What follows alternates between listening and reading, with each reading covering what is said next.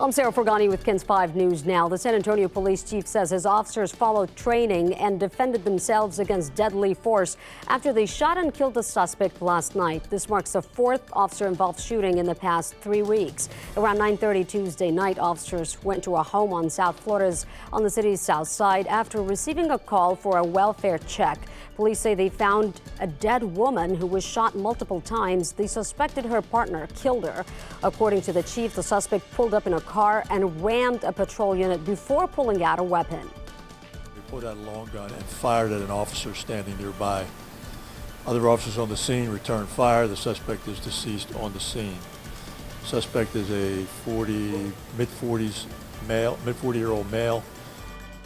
It is unclear how many shots were fired, but Chief McManus said 7 officers were involved. They have not released the suspect's identity.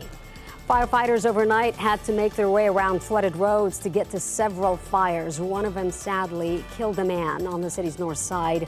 Crews rushed into the hospital around 4:30 this morning when the fire broke out at his home on San Angelo Boulevard. He was in critical condition, but later the medical examiner confirmed to KENS 5 the man had died. And in a second fire, lightning strike is believed to be the cause. This one near downtown on Klein Street around 4 this morning. Firefighters think it all started in the home's attic. The family of 4 living there was not hurt but are now displaced. And a third fire in Bexar County forced 2 other families out of their homes around 1 this morning. Now the Red Cross is helping them. Fire crews with ESD 10 say the electrical fire spread in a firewall of 2 townhomes on Oldham Drive. Converse and Windcrest Fire Departments assisted. Residents of a Southside neighborhood described the terror as their neighbors are viciously attacked by a dog. Heard the woman screaming, and she was screaming, and the husband was screaming. They were just screaming. Police say a couple was walking their small dog on March Avenue Tuesday morning when a larger dog lunged at them and began attacking. The woman was rushed to a hospital with deep bite wounds on her leg. Her boyfriend also suffered injuries on his arm and leg. Neighbors say they've seen the dog roaming the neighborhood and have been scared. I told my sister this morning, I said we should have called ACS yesterday when we saw him out there, because I was at my sister's for an hour waiting for that dog to disappear so I could come back to my house. Officials say the dog owners are now facing charges.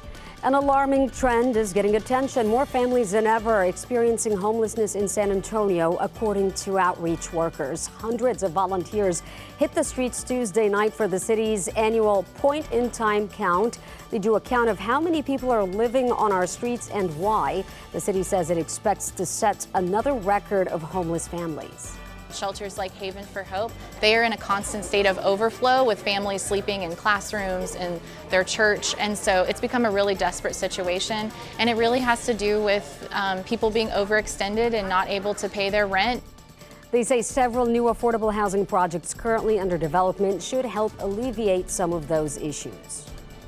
A new dashboard is looking at real-time respiratory virus cases, helping track the flu, RSV, and COVID-19. The Texas Department of State Health Services launched the service, focusing on the big 3 respiratory viruses most likely to cause serious disease this time of year. Respiratory virus season runs from October to May and usually peaks in the winter. To check out the dashboard, head to Texas Department of State Health Services website.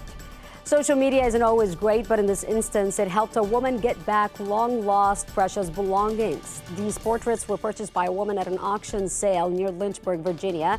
Turns out they belong to 85-year-old Harriet Galbraith, who lives here in San Antonio. They were a gift to her late mother after she passed. Her family had an estate sale, and that's where Sandra Poindexter found them.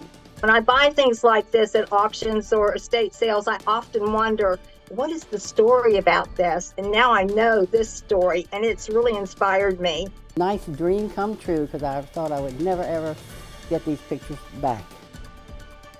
Poindexter posted a call to action on Facebook to find the mystery bride, and with the help of strangers, they tracked down Harriet.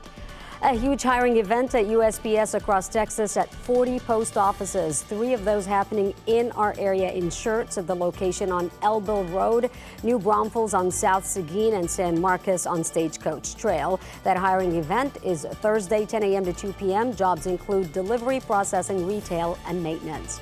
68 green sea turtles were released and are back home in Port Aransas. 273 turtles were cold stunned during last week's Arctic conditions, and the Amos Rehabilitation Keep rescued them. These turtles made it through the recovery program and are now back in the Gulf of Mexico. And that is Skin's 5 News Now. I'm Sarah Forgani.